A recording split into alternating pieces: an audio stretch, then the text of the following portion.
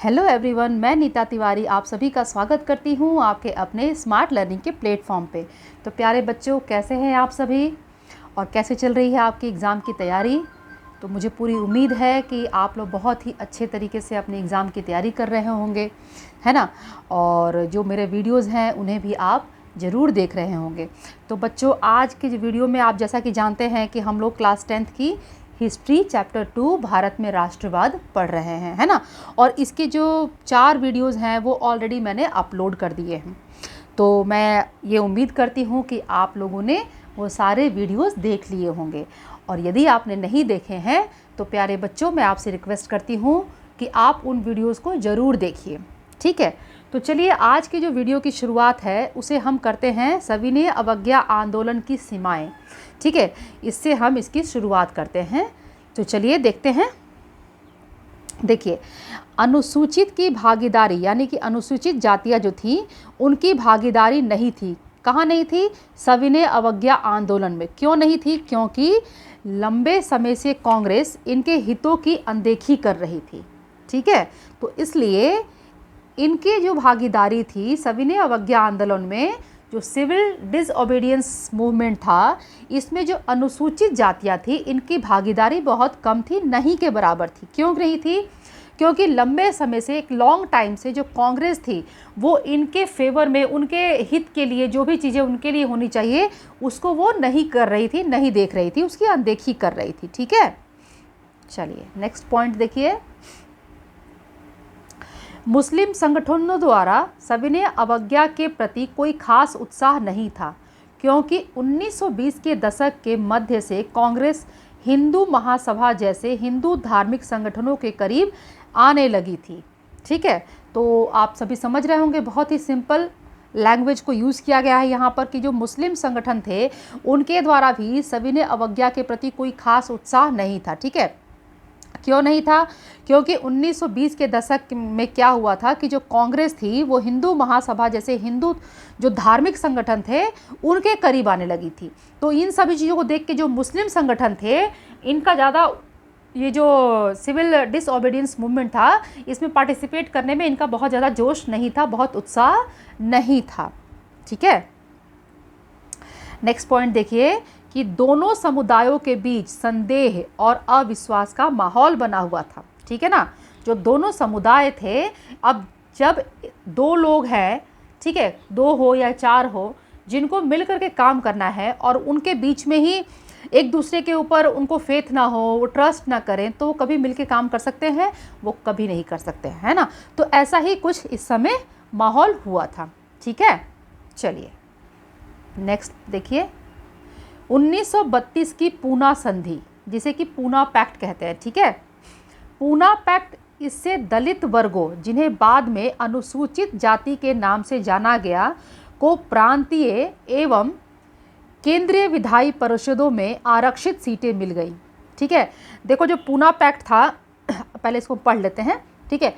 आरक्षित उन्हें यानी कि रिजर्व सीट इन्हें मिल गई। हालांकि उनके लिए,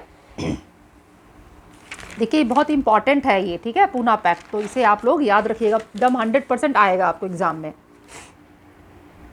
मतदान जो था वो सामान्य निर्वाचन क्षेत्रों में ही होता था, ठीक है।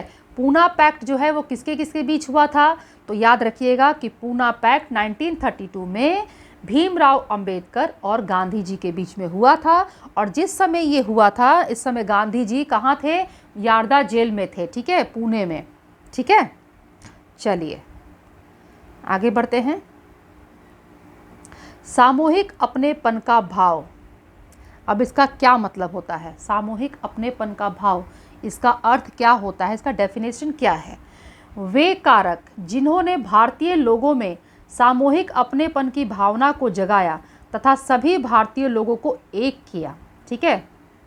ऐसे कारण, ऐसी चीज़ें जिन्होंने भारतीय लोगों में सामूहिक अपनेपन यानी कि जो जितने भी लोग हैं सब में एक दूसरे के प्रति अपनापन की जो भावना होती है उसको जगाया और सभी लोगों को एक किया, ठीक है।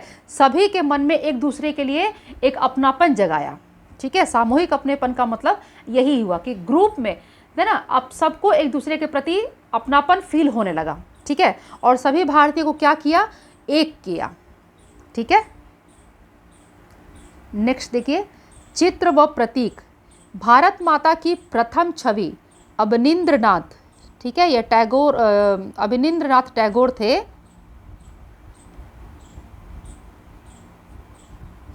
द्वारा बनाई गई। अवनींद्रनाथ टैगोर जो थे वो रविंद्रनाथ टैगोर के भाई थे। ठीक है, जिन्होंने जनगण मन लिखी है, ये सब तो आपको पता ही होगी। इस छवि के माध्यम से राष्ट्र को पहचानने में मदद मिली। ठीक है, तो याद रखिएगा कि भारत माता की प्रथम छवि किसने बनाई थी, अवनींद्रनाथ टैगोर ने। ठीक है, लोक कथाएं। राष्ट्रवादी घूम घूम कर इन लोक कथाओं का संकलन करने लगे।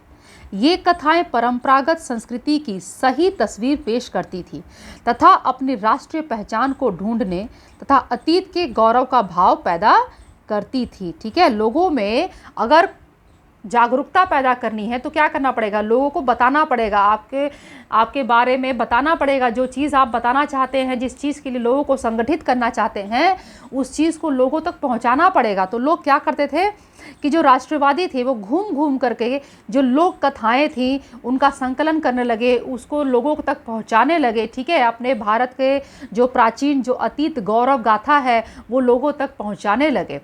ठीक है, ताकि लोगों को प्राउड हो। चलिए नेक्स्ट देखिए, चिन्ह।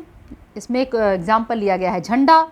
बंगाल में 1905 में स्वदेशी आंदोलन के दौरान सर्वप्रथम एक तिरंगा, ठीक है, सबसे पहले याद रखिएगा 1905 में एक तिरंगा बनाया गया था जिसका कलर क्या था, ग्रीन, येलो और रेड। ठीक है, जिसमें 8 कमल थे। ठीक है, कितने कमल थे, 8 कमल, लोटस। ठीक है, 8 लोटस। कहाँ पर, बंगाल में। और बंगाल में 1905 में महत्वपूर्ण घटना एक और हुई थी, वो सब आपको पता ही होगा। लॉर्ड कर्जन ने क्या किया था, बंगाल का विभाजन कर दिया था, जिसे कि बंग भंग भी कहते हैं।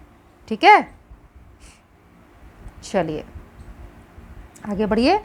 1921 तक आते आते महात्मा गांधी ने भी सफ़ेद, हरा और लाल रंग का तिरंगा तैयार कर लिया। ठीक है, 1921 तक आते आते महात्मा गांधी जो थे उन्होंने भी एक तिरंगा झंडा तैयार किया था। उसमें कौन सा रंग था, वाइट, ग्रीन और रेड। यहाँ देखिए जो पहला झंडा था उसमें था ग्रीन, येलो और रेड, और गांधी जी ने यूज़ किया वाइट, ग्रीन और रेड। ठीक है, अब आप लोग को पता ही है कि वाइट भी है, ग्रीन भी है, लेकिन इसकी जगह पे सैफरन कलर हो गया है ना, केसरिया रंग। केसरिया बल भरने वाला है ना, श्वेत रंग सच्चाई, और हरा रंग है हरी हमारी धरती की अंगड़ाई। तो विश्व विजयी तिरंगा प्यारा है ना, क्या है, सॉरी, विजयी विश्व तिरंगा प्यारा, झंडा ऊंचा रहे हमारा, जय भारत। आगे बढ़ते हैं। इतिहास की पुनर्व्याख्या। ठीक है, चलिए देखिए, इसको समझिए। बहुत से भारतीय महसूस करने लगे थे कि राष्ट्र के प्रति गर्व का भाव जगाने के लिए भारतीय इतिहास को अलग ढंग से पढ़ाना चाहिए ताकि भारतीय गर्व का अनुभव कर सके। ठीक है, गीत जैसे कि वंदे मातरम। 1870 के दशक में बंकिम चंद्र चटर्जी ने यह गीत लिखा। ठीक है, 1870 के दशक में, यानी कि एग्जैक्ट अगर बताऊं तो 1876 में। ठीक है, इन्होंने, बंकिम चंद्र जो थे, इन्होंने क्या लिखा था, वंदे मातरम। ठीक है, वंदे मातरम जो गीत है हमारा, वो किसने लिखा था, बंकिम चंद्र ने। ठीक है, मातृभूमि की स्तुति के रूप में यह गीत बंगाल के स्वदेशी आंदोलनों में खूब गाया गया। ठीक है, तो याद रखिएगा कि किसने क्या लिखा था। ठीक है, चलिए आगे बढ़ते हैं। हमारा जो चैप्टर है वो अपने समापन पर आ गया है, और यहीं पर हमारा जो चैप्टर है वो अब ख़त्म होता है। ठीक है, अब आप लोग को जो पूरा एक चैप्टर है आपका चैप्टर 2 भारत में राष्ट्रवाद, इसके लिए सिर्फ जो 5 पार्ट में मैंने वीडियो बनाए हैं। वीडियो बहुत लेंथी बिल्कुल भी नहीं है, कोई भी वीडियो आपका आधा घंटे से ज़्यादा का नहीं है। तो बहुत ही इत्मीनान से आप लोग वीडियो को देख सकते हैं और उसे समझ सकते हैं। बहुत ही सरल भाषा का मैंने प्रयोग किया है आप लोगों को समझाने के लिए। बिल्कुल भी कहीं भी आप लोगों को कोई प्रॉब्लम नहीं आने वाली है। फिर भी बच्चों, जैसा कि आप सभी का एग्ज़ाम है और नए बच्चे जो 10th क्लास में एनरोल हुए हैं, तो मैं आप सभी से रिक्वेस्ट करूंगी कि कहीं भी मेरे वीडियो को देखते वक्त आपको यदि लगता है कि कोई चीज़, कोई टॉपिक, कुछ ऐसा जो मैंने समझाया और आपको समझ में नहीं आया है, तो आप लोग प्लीज़ मुझे कमेंट करके वो ज़रूर बताइए। मैं हमेशा आपके लिए अवेलेबल हूँ, आपके सारे डाउट्स को मैं क्लियर कर दूँगी, ठीक है। डाउट में बिल्कुल भी मत रहिएगा। और जैसा कि मैंने हमेशा आपको बताया है कि देखिए 10th क्लास के बच्चों, आपका आई थिंक 14 मई को SST का पेपर है, तो आप लोग बहुत ही अच्छे से तैयारी कीजिए, ठीक है। और आप लोग जो है हिस्ट्री के जो भी आंसर्स आप देते हैं, मैं हमेशा ही कहती हूँ कि उसको आप लोग पॉइंट्स में दिए, ठीक है। मैंने यहाँ पर इसीलिए सारे जो भी चीज़ आपको बताती हूँ छोटे छोटे पार्ट्स में डिवाइड करके और पॉइंट्स में ही बताती हूँ, ताकि आप उसको एज़ इट इज़ भी लिख सकते हैं, ठीक है। आप चीज़ों को समझिए और अपनी भाषा का प्रयोग कीजिए। चलो बच्चों, फिर ठीक है, आज के लिए बस इतना ही। ये हमारा जो पूरा चैप्टर है भारत में राष्ट्रवाद, ठीक है, नेशनलिज्म इन इंडिया, यहीं पर अब ख़त्म होता है। अब आप लोग मेरे वीडियो को देखिए। वीडियो देखने के बाद आपको पसंद आ जाए तो वीडियो को लाइक कर दीजिए। मेरे चैनल को अगर अभी तक आपने सब्सक्राइब नहीं किया है या आप पहली बार मेरे चैनल पर आए हैं, तो प्लीज़ आपसे रिक्वेस्ट है कि मेरे चैनल को आप सब्सक्राइब कर लीजिए। बच्चों, बेल आइकन को प्रेस करना बिल्कुल भी मत भूलिएगा, क्योंकि मेरे आने वाले वीडियोस के नोटिफिकेशन आपको तभी मिलेंगे जब आप बेल आइकन को प्रेस करेंगे। और आप लोग मुझे कमेंट करके ये ज़रूर बताइए कि आपको मेरा वीडियो कैसा लगता है। मैं हमेशा आपसे कहती हूँ कि अगर आपको मेरा वीडियो अच्छा लगता है तो भी मुझे बताइए, अगर आपको मेरा वीडियो अच्छा नहीं लगता है, कोई कमी लगती है, तो फिर भी आप मुझे कमेंट करके ज़रूर बताइए, ठीक है। तो आप सभी से रिक्वेस्ट है कि आप लोग अपने कमेंट ज़रूर कीजिए। ज़रूर मुझे ये बताइए कि हाँ, जो मैं काम कर रही हूँ वो कैसा हो रहा है, ठीक है। तो चलिए, अब हम लोग नेक्स्ट वीडियो मिलेंगे। तब तक आप लोग पढ़ते रहिए, अपना ख्याल रखिए, खुश रहिए, मुस्कुराते रहिए। Bye bye.